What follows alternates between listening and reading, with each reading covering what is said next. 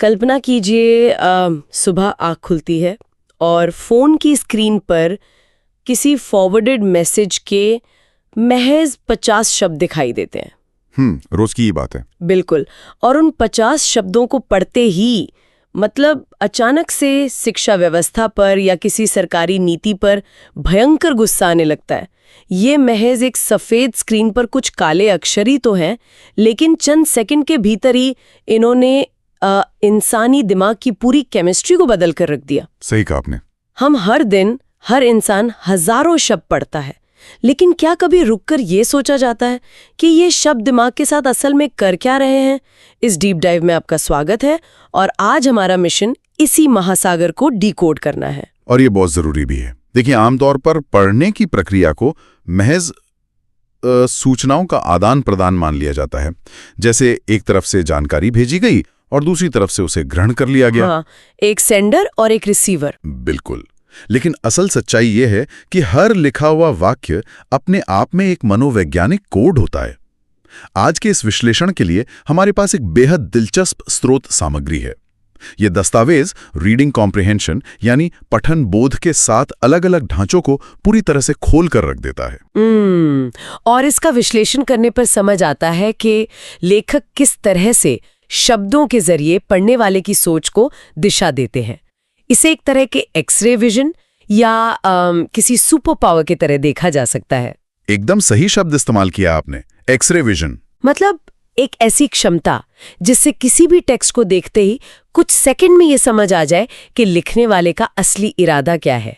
क्या वहां सिर्फ कोई जानकारी दी जा रही है या कोई राय थोपी जा रही है या फिर किसी भावना को उकसाने की कोशिश हो रही है। बिल्कुल। किसी भी राय को बनाने से पहले हमें कच्चे तथ्यों की जरूरत होती है। तो सबसे पहले ये समझते हैं कि तथ्य हम तक पहुंचते कैसे हैं।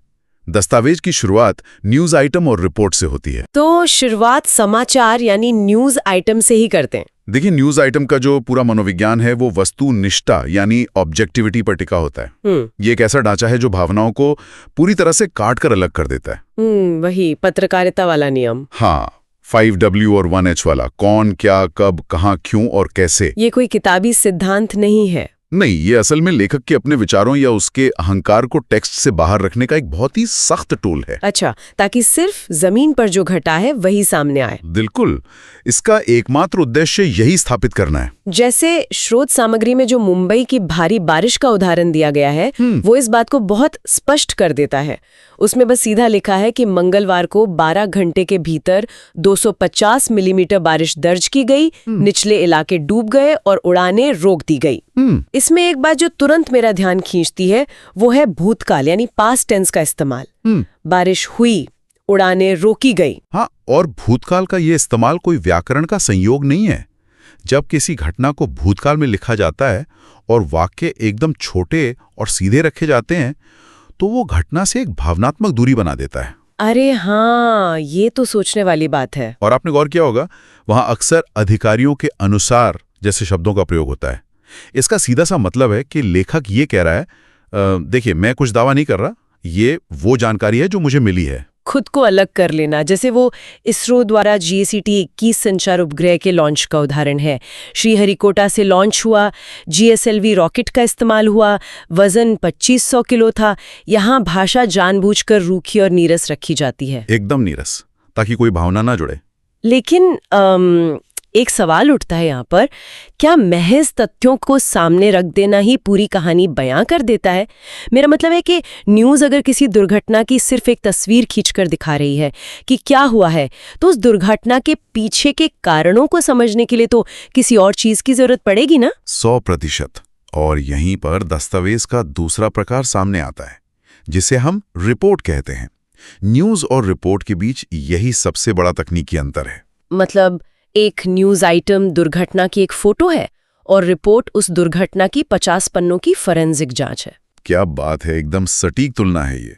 जब समाज को किसी घटना के पीछे के क्यों और कैसे को गहराई से समझना होता है, तब हमें डेटा की जरूरत पड़ती है।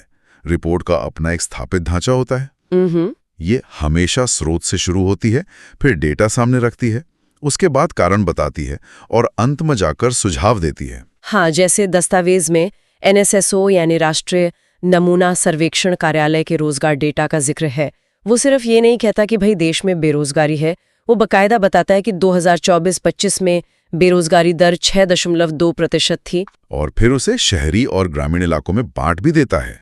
बिल्कुल। या फिर वो केंद्रीय प्रदूषण नियंत्रण बोर्ड CPCB का उदाहरण ले लीजिए, जो बताता है कि दिल्ली में PM 2.5 का स्तर विश्व स्वास्थ्य संगठन की सीमा से 4 गुना ज्यादा था। हाँ, और उस रिपोर्ट में कारणों को भी बहुत स्पष्ट रूप से बताया गया था, वाहनों का धुआं और पराली जलना। देखिए, रिपोर्ट का मकसद पाठक को भड़काना या सड़क पर उतारना नहीं है। इसका काम है व्यवस्था के सामने एक आईना रखना, जिसमें हर दाग को प्रतिशत और आंकड़ों के साथ मापा गया हो। ये पूरी तरह से तार्किक होती है। पर यहीं पर एक व्यावहारिक समस्या भी तो आती है। इंसानी दिमाग को सिर्फ प्रतिशत और आंकड़े हजम नहीं होते। बिल्कुल नहीं होते। इंसान को संदर्भ चाहिए होता है। उसे ये समझना होता है कि इन भारी भरकम आंकड़ों का मेरी रोजमर्रा की जिंदगी पर क्या असर पड़ रहा है, और इसलिए इस कच्चे डेटा को डिकोड करने के लिए हमें अगले पड़ाव की तरफ बढ़ना पड़ता है, आर्टिकल बनाम एडिटोरियल। हाँ, लेख और संपादकीय ये वो क्षेत्र हैं जहां तथ्यों से राय गढ़ने का काम शुरू होता है। आर्टिकल असल में उन जटिल फोरेंसिक रिपोर्ट्स और आम जनता के बीच का एक पुल है। ये जानकारी तो देता है, लेकिन एक बहुत ही संतुलित और दोस्ताना लहजे में। इसका उद्देश्य विषय की व्याख्या करना होता है। जैसे स्रोत में डिजिटल पेमेंट्स या UPI का जो लेख दिया गया है, वो सिर्फ ये नहीं बताता कि लेन देन इतने प्रतिशत बढ़ गया, वो बाकायदा समझाता है कि कैसे सड़क किनारे के छोटे विक्रेताओं से लेकर बड़े रिटेलर्स तक का कामकाज बदल गया है। और इसके पीछे सस्ते स्मार्टफोन को कारण बताया गया है। हाँ, लेकिन आर्टिकल कभी एक तरफा नहीं होता। उसी लेख में साइबर खतरों और डिजिटल साक्षरता की कमी को एक चुनौती के रूप में भी पेश किया गया है। सही कहा। और अगर इसके अंत में दिए गए सुझावों को देखें तो वो आदेशात्मक नहीं होते, वो सिर्फ एक हल्की सी सलाह की तरह होते हैं। जैसे डिजिटल पेमेंट्स वाले लेख में कहा गया कि नीति निर्माताओं को जमीनी स्तर पर डिजिटल विश्वास बनाने पर ध्यान देना चाहिए। बस इतनी सी बात। बिल्कुल। और वर्क लाइफ बैलेंस वाले लेख में भी तो यही है। रिमोट वर्किंग से निजी और पेशेवर जिंदगी के बीच की रेखाएं धुंधली हो रही हैं, और अंत में बस एक निष्कर्ष है कि संतुलित जीवन शैली से उत्पादकता बढ़ती है। ये पाठक को स्पेस देता है सोचने के लिए। लेकिन एक सेकंड रुकिए, अगर ऐसा है तो फिर एडिटोरियल यानी संपादकीय का ढांचा इतना अलग क्यों होता है? मतलब अगर कोई आर्टिकल बेरोजगारी पर है और उसी अखबार का एडिटोरियल भी बेरोजगारी पर है, तो एक आम पाठक तुरंत दोनों में फर्क कैसे पहचानेगा? ये बहुत ही बढ़िया सवाल है।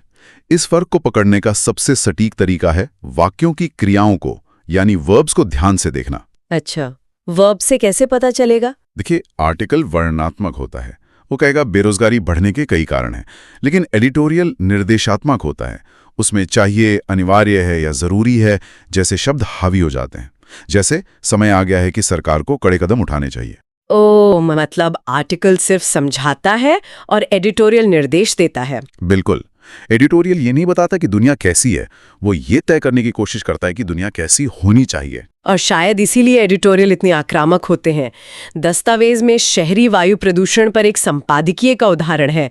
वो उसे महज पर्यावरण का मुद्दा नहीं मानता, बल्कि सीधे सार्वजनिक स्वास्थ्य की आपात स्थिति घोषित कर देता है। हाँ, सीधे कटघरे में खड़ा कर देता है। या फिर वो शिक्षा प्रणाली वाला उदाहरण जो कहता है कि समस्या नीतियों की कमी नहीं, बल्कि उन्हें लागू करने की इच्छा शक्ति की कमी है। ये तो व्यवस्था की सीधी आलोचना है। यहाँ एक और बहुत वैज्ञानिक खेल खेला जाता है। आपने कभी गौर किया है कि एडिटोरियल में किसी लेखक का नाम नहीं होता? अरे हाँ, ये तो है, नाम कभी नहीं होता। जब कोई व्यक्ति अपने नाम से कुछ लिखता है तो पाठक उस व्यक्ति के विचारों से असहमत हो सकता है, लेकिन जब किसी लेख पर कोई नाम ही नहीं होता तो वो पूरी संस्था की या पूरे अखबार की एक संयुक्त आवाज बन जाता है। एक संस्थागत आवाज। हाँ, ये अदृश्यता उस टेक्स्ट को एक बहुत बड़ी अथॉरिटी और ताकत दे देती है। पाठक को अवचेतन रूप से लगता है कि वो किसी एक इंसान की राय नहीं पढ़ रहा, बल्कि एक अंतिम सत्य पढ़ रहा है। बाप रे, ये तो बहुत ही दिलचस्प है कि कैसे मीडिया अपनी इस संस्थागत आवाज का इस्तेमाल करके सत्ता पर दबाव बनाता है। लेकिन फिर सत्ता अपनी बात जनता तक कैसे पहुंचाती है? अगर मीडिया इतने तीखे संपादकीय लिख रहा है तो सरकार के संवाद का तरीका क्या होता है? यही हमारा तीसरा प्रकार है, सरकारी रिलीज या गवर्नमेंट कम्युनिकेशन।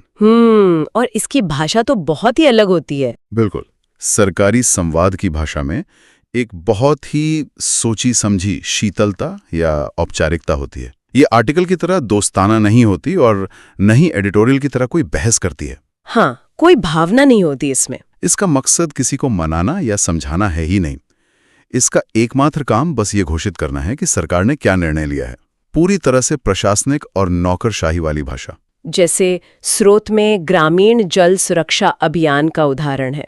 2028 तक हर ग्रामीण घर में पीने का पानी पहुंचाना है। इसमें बस सीधा बताया गया है कि 250 जिलों को चुना गया है और फंड कहां से आएगा। और राष्ट्रीय कौशल वृद्धि मिशन वाला भी, जिसमें 50 लाख युवाओं को ट्रेनिंग दी जाएगी। हाँ, पर एक बात कहूं, इन दोनों विज्ञप्तियों में मुझे एक चीज बहुत अजीब लगती है। इनमें कर्मवाच्य यानी पैसिव वॉइस की बहुत भरमार होती है। जैसे योजना लॉन्च की गई, निर्देश दिए गए, मंजूरी दी गई। मतलब ये काम कर कौन रहा है, ये कोई नहीं बताता। आपने बिल्कुल सही नब्ज पकड़ी है। ये पैसिव वॉइस असल में खुद को बचाने और एक विशाल ढांचा खड़ा करने का तरीका है।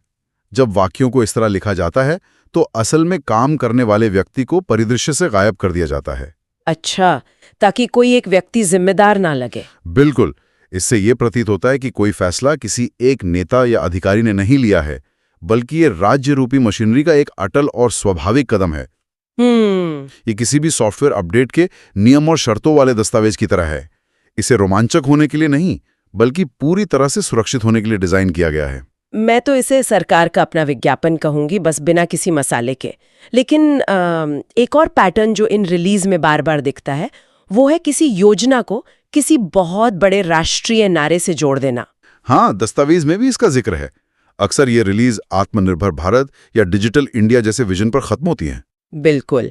मतलब एक तरह से किसी छोटी सी सड़क बनने की सूचना को भी एक महान राष्ट्रीय महाकाव्य का हिस्सा बता देना। इसे संचार की दुनिया में एंकरिंग कहा जाता है।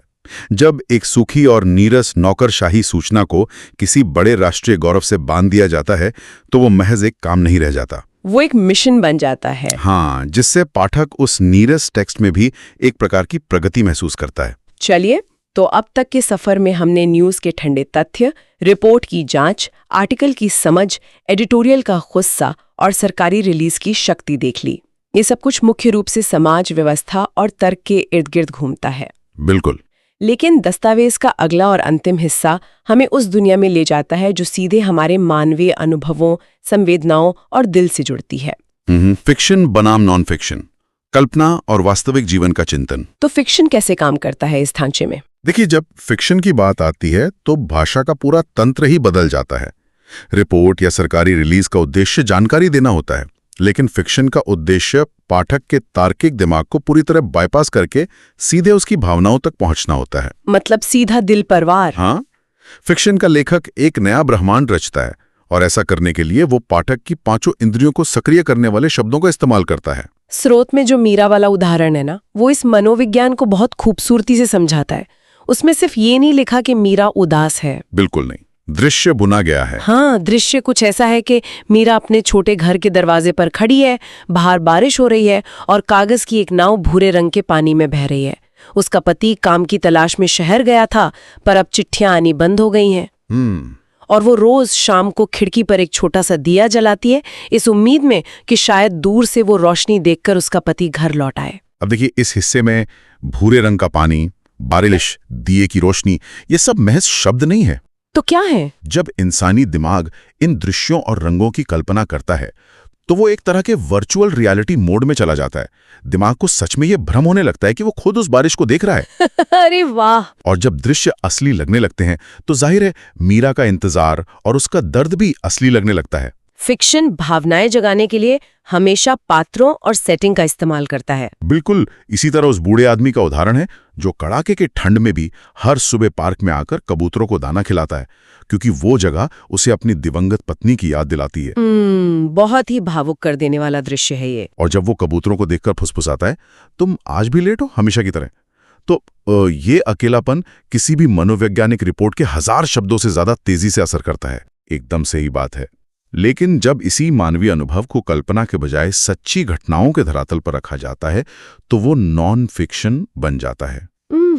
और ध्यान रहे, नॉन फिक्शन महज तथ्यों का संकलन नहीं है, बल्कि ये किसी वास्तविक अनुभव से निकाली गई एक गहरी, दार्शनिक और सार्वभौमिक सीख है। जैसे स्रोत में उस सरकारी स्कूल के शिक्षक का अनुभव दिया गया है। जब वो पहली बार क्लास में गया तो वहाँ पंखे नहीं थे और दीवारें टूटी हुई थीं। बच्चे ऐसे परिवारों से थे जहाँ पढ़ाई कोई प्राथमिकता नहीं थी। लेकिन वो शिक्षक सुविधाओं की कमी पर कोई नीरस रिपोर्ट नहीं लिखता।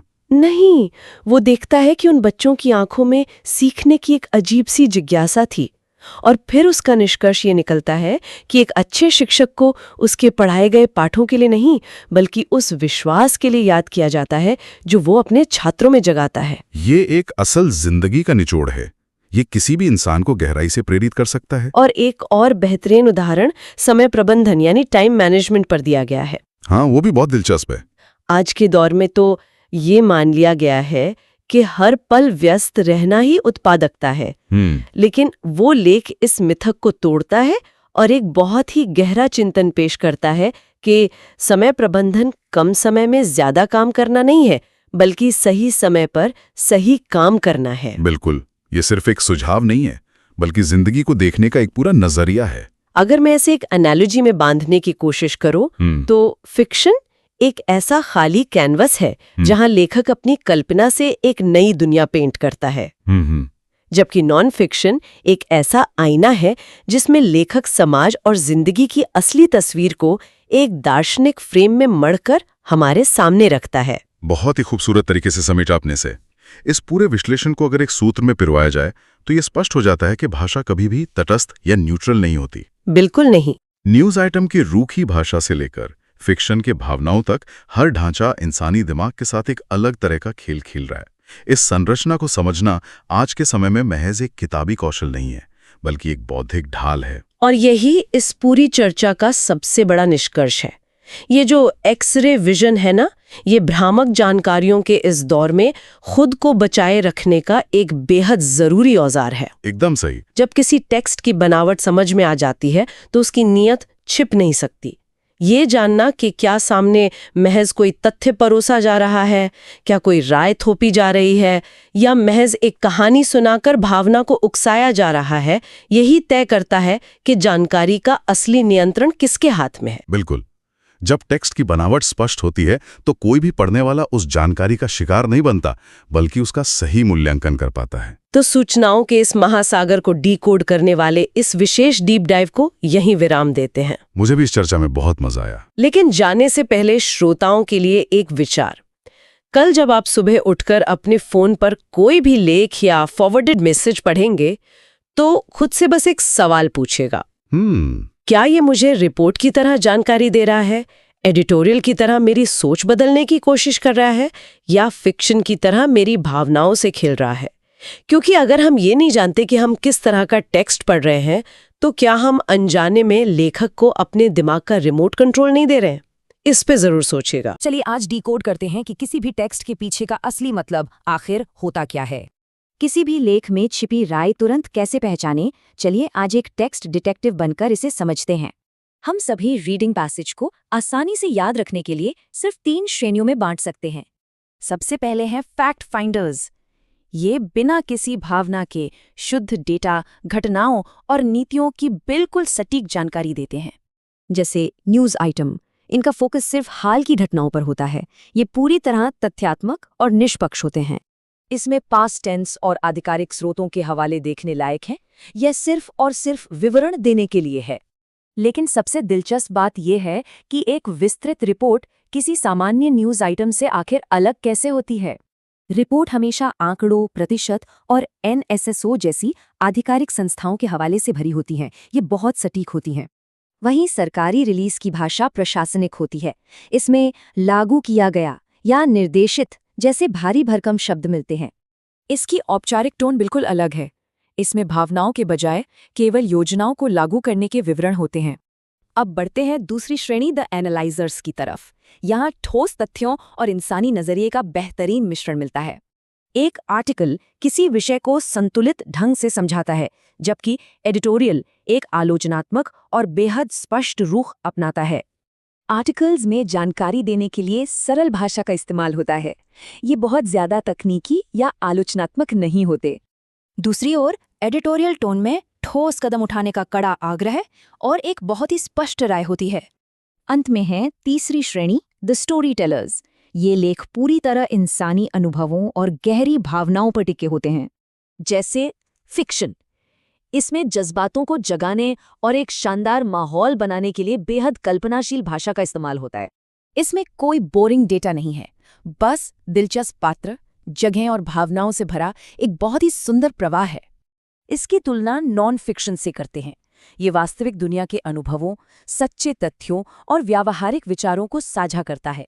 नॉन फिक्शन में अक्सर जीवन की कोई सीख या गहरी सच्चाई बताने के लिए एकदम व्यक्तिगत अनुभवों का इस्तेमाल होता है। तो सबसे अहम बात यह है कि हमें किसी भी टेक्स्ट में बिल्कुल सही सुरागों को खोजना आना चाहिए। आगे से कुछ भी पढ़ते वक्त हमें सोचना चाहिए, क्या ये सिर्फ जानकारी है या कोई छिपी हुई राय।